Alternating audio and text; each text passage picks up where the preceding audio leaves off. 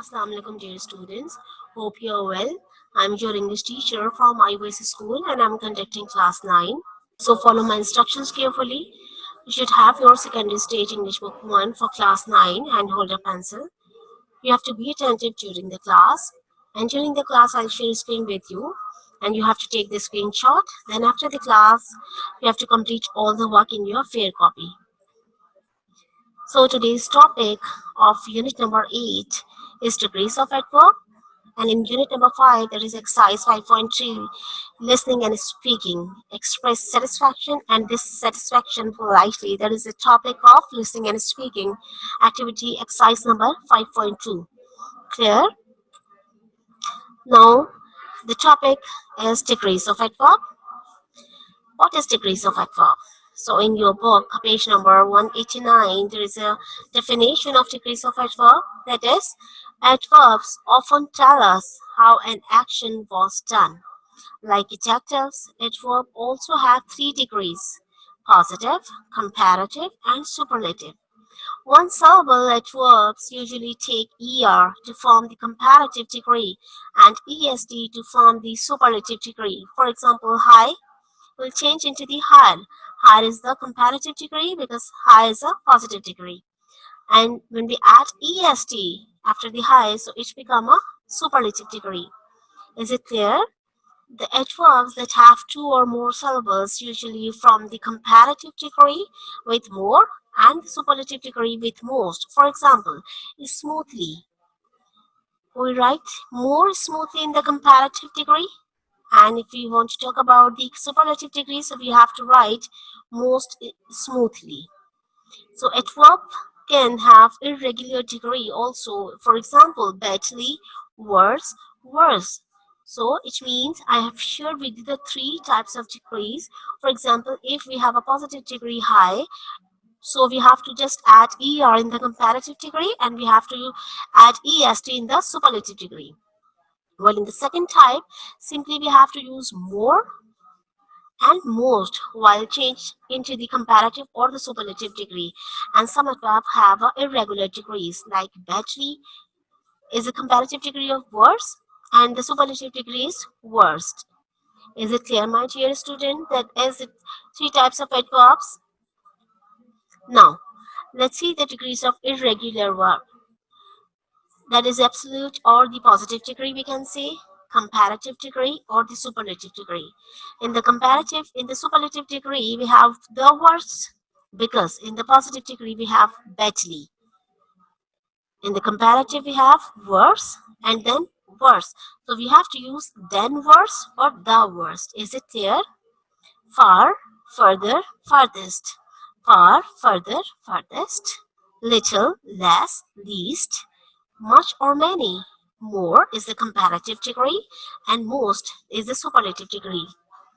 We have the positive degree well, we have the comparative degree better, and we have the superlative degree is best. So is it clear? This is all about the irregular degrees of adverb. Clear?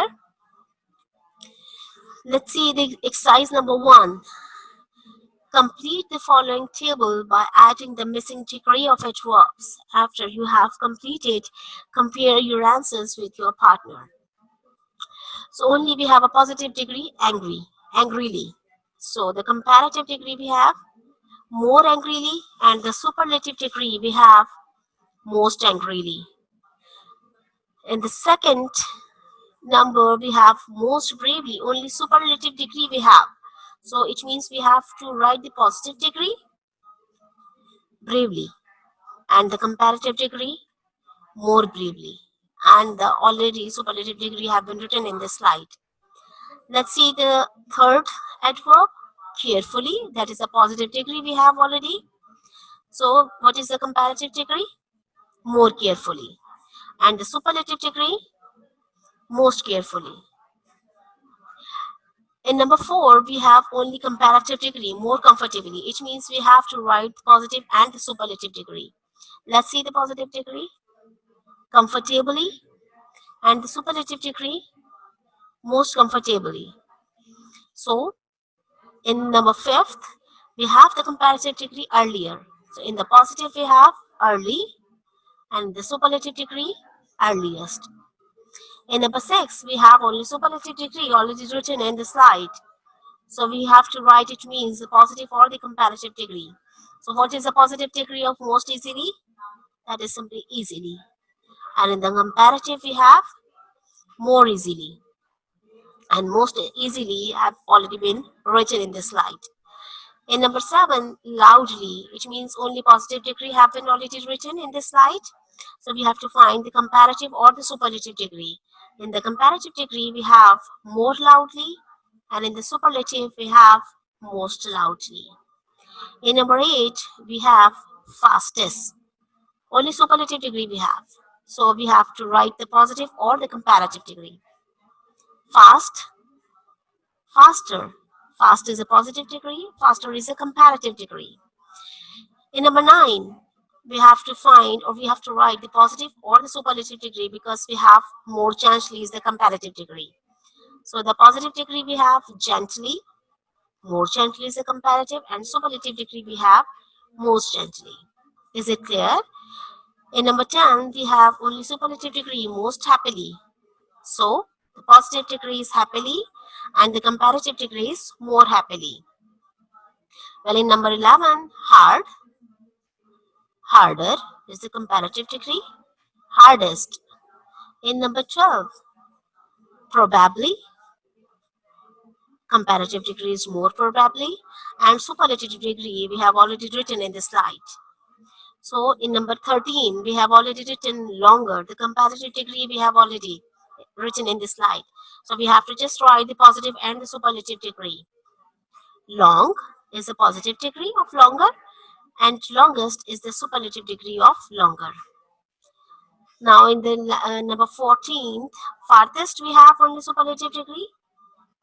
Far is the positive degree. Farther is the comparative degree. Now in number 15, we have only comparative degree, more noisily. We have noisily, the positive degree. Most noisily is the superlative degree. In number 16, high, we have a positive degree. Higher is the comparative degree. Highest is the superlative degree. Quickly. In number 17, we have in the positive degree. More quickly. Most quickly. In number 18, we have the comparative degree, more skillfully. Skillfully is the positive degree, and the superlative degree we have most skillfully. In 19th number, we have truthfully. That is a positive degree. The comparative degree is more truthfully, and most truthfully is already been written in the superlative degree. In number 12, 20th, we have the positive degree well, comparative degree better, and the superlative degree is best. Please take a screenshot so it will be easier for you to complete this chart in your book on exercise 1. Now let's see the example of degrees of adverb, exercise number 2 that is present in your book on page number 190. There is a question, fill the following blanks with the correct degree of adverb. Select an adverb from the list in exercise 1. You can use one adverb only once. Discuss your answers with your partner after both of you have completed and make changes where needed. So the sentence number 1, we have my uncle went the farthest from his home during the recent floods. Sentence number 2, let's see who runs the fastest in the race. Sentence number 3, the workers protested more angrily at getting low salaries as compared to long working hours and shorter breaks. Sentence number 4, the Bologna Express is the most quickly train you can take.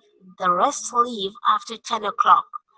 Sentence number 5, the drivers from Germany drove their cars more skillfully than those from Japan. Sentence number 6, Celine climbed higher than Fuzzle, but Honey climbed the highest. Sentence number 7, as compared to the soldiers in the first and middle rows. The soldiers in the last row fought the enemy more bravely. In sentence number 8, Samina answered better than her friends. Sentence number 9, newborn babies should be handled more carefully than all other age groups. Sentence number 10, my father was sitting comfortably in his chair and enjoying the talk show on TV. So please take a screenshot. This is the exercise number 2 that I have completed in this slide, that is present in your book on page number 190. Hopefully you got or you took a screenshot. Now let's see the exercise number 3 that is present in your book on page number 190. Work in pairs and orally complete the following passage using the correct degree of adverbs given below. You can use each adverb only once. After you have discussed it orally, write the complete passage in your notebook and underlining all the adverbs. We have the words well, probably, easily, loudly, happily, quickly, long, hard, carefully, noisily. So with the help of these words, we have to fill up the blanks. The teacher had to shout loudly the second time before the students settled down. The reason why the students were working noisily was because they wanted more time to do the work. The teacher said that the student who finishes the most quickly would get 2 extra marks. Salim wanted to perform better than his friends because he wanted to get the scholarship. He had worked hard for his English paper and wanted to be able to do the paper easily than he had been able to do in the previous test. He read each section carefully to avoid silly mistakes. He knew that he would probably finish well in time to be able to edit his work. He worked the longer on the writing section because he wanted to write a good essay. He submitted his paper happily when the teacher announced that the time was up. So this is all about the exercise number 3. Please take a screenshot. All the blanks I have filled carefully.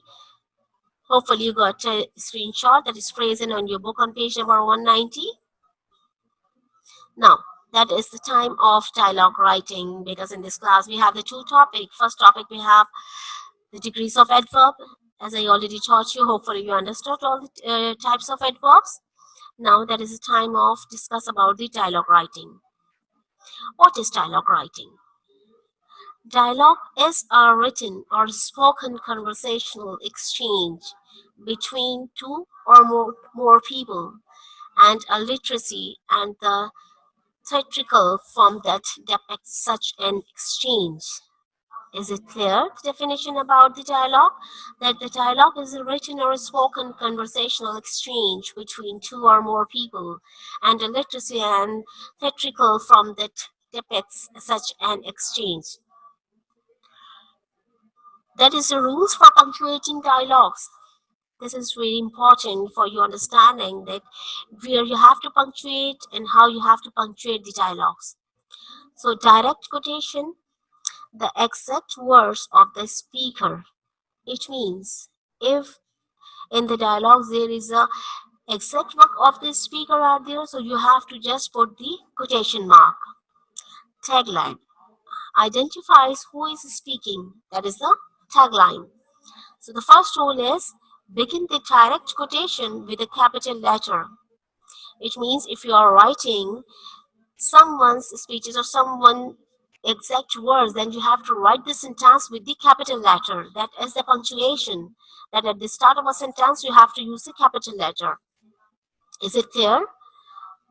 Now the second rule, place quotation marks before and after the speaker's exact words. For example, I like pizza, said Jeff. It means the sentence I like pizza have been said by Jeff. So the sentence is the exact words of Jeff. So simply we have to put inverted commas at the start of a sentence or at the end of a sentence because these are the exact words of Jeff. Is it clear? Now, rule number 3, place ending punctuation marks after a speaker's exact words and before the ending quotation mark. What does it mean? Place ending punctuation mark after a speaker's exact words and before the ending quotation mark. It means, for example, can I have dessert? If that is a question, so you have to put the question mark, sign of interrogation. And after that, you have to complete or you have to put the inverted commas as Lisa. It means if Lisa is asking a question, so simply you have to write the first letter must be in the capital because the sentence should be started with the capital letter and because this is the exact words of speaking by Lisa. So you have to put the quotation mark before starting the sentence or at the end of a sentence. But if there is a question asking by the Lisa, so you have to put the sign of interrogation. Is it clear? Now in the sentence number 4, separate the tagline from the direct quotation using a comma. For example, Lacey yield, comma, help me. Please listen attentively and look at the screen carefully. The Lacey yield, comma. This is the tagline separated by the comma. Help me is the exact word of Lacey. Is it clear? Are you getting me? That help me is the exact words spoke by the Lassie. It means how can you recognize that is the exact word of Lassie? Because these words I have written into the inverted commas and sign of exclamation because that is amazing sentences. So we have to use the sign of exclamation and we have to put the inverted commas before the sentence and the after the sentence we have to put the inverted commas and we can separate the tagline just by separating with the comma. Now the sentence number 5, each time a person speaks begin a new paragraph. For example, can we go to the playground after lunch? It means simply we put inverted commas. Are you getting me? Again, I'm going to tell you each time a person speaks, begin a new paragraph. Can we go to the playground after lunch? It means that is a question. So simply we have to put the sign of interrogation at the end of a sentence. And at the start of a sentence, we have to put the quotation mark. At the start of a sentence, we have to use the quotation mark, and at the end of a sentence, we have to use the quotation mark. And if there is a question in the statement, so we have to put the sign of interrogation. After sign of interrogation, we have to mark the quotation mark or the closing mark. Is it clear? Michael asked, because that is the question asked by Michael. Is it clear? If there is another speak by the person, each time we have to write a new para. Mom replied. Where we have to start the mom replied, we are not going to write the mom replied after the full stop because that is a new line. So we have to write with the new paragraph. Mom replied. So we have to use or we have to write the capital letter because that is a new sentence. Mom replied. We separate the tagline from the direct quotation using a comma. Why we are using the comma, dear students? Because we are going to, or we are just separating the tagline with the help of comma. Then the inverted commas start because here is the exact words or the exact sentence of mom have been written. That's why we are using the quotation mark. Of course, full stop.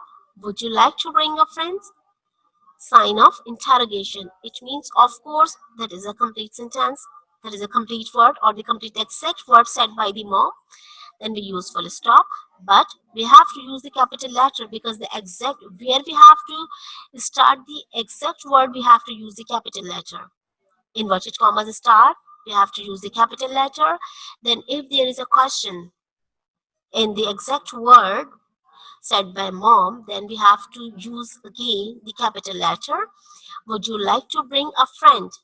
So this is a question, that's why we are using the sign of interrogation at the end of a sentence.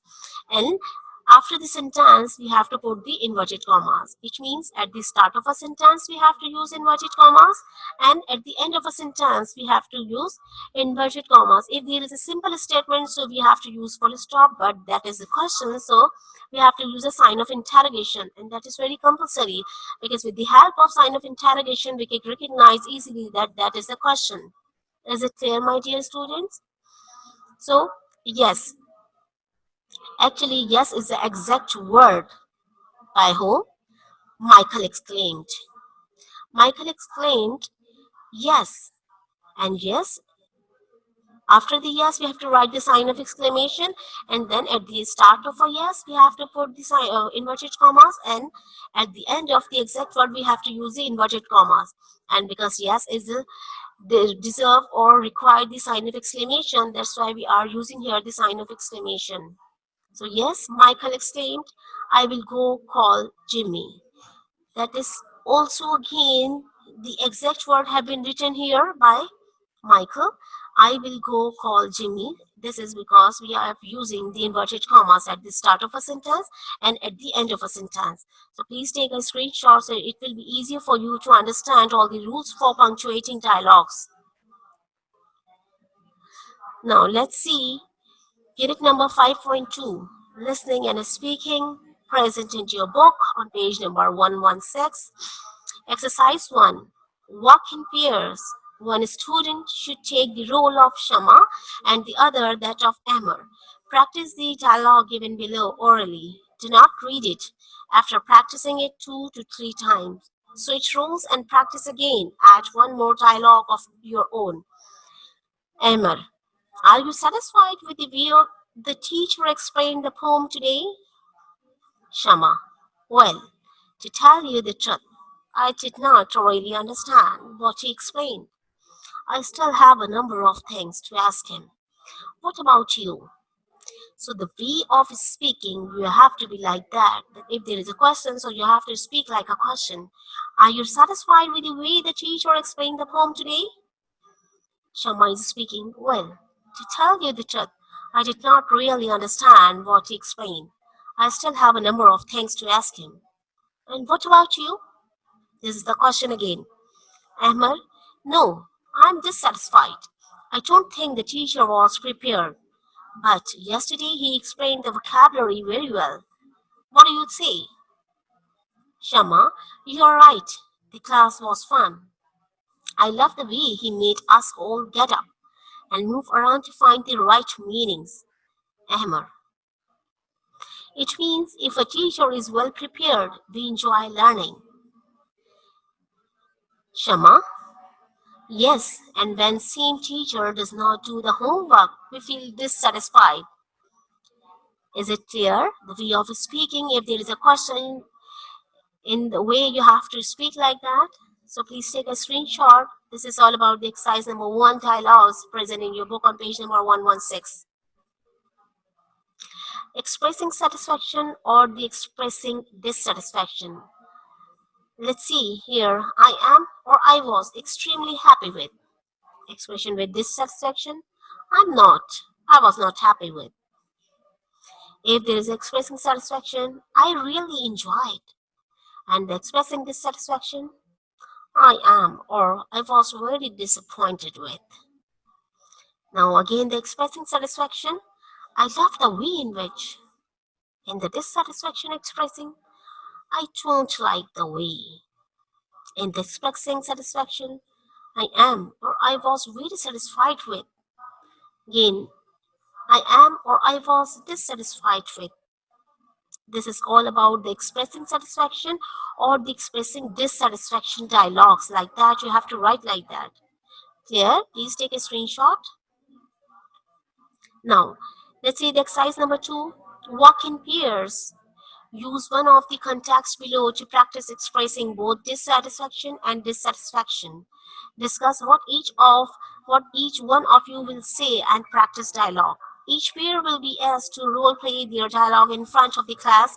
Each one of you should speak 3 to 4 sentences. You may use the phrases given in the boxes or use any other expressions to show your dissatisfaction or dissatisfaction. Both of you should express your views. So the one number one we have Sharif and Ryan took a train to Multan. They had reserved seats in the air-conditioned compartment. Mostly things were very good and the seats were comfortable. However, when the train started, they found that the air conditioning was not working.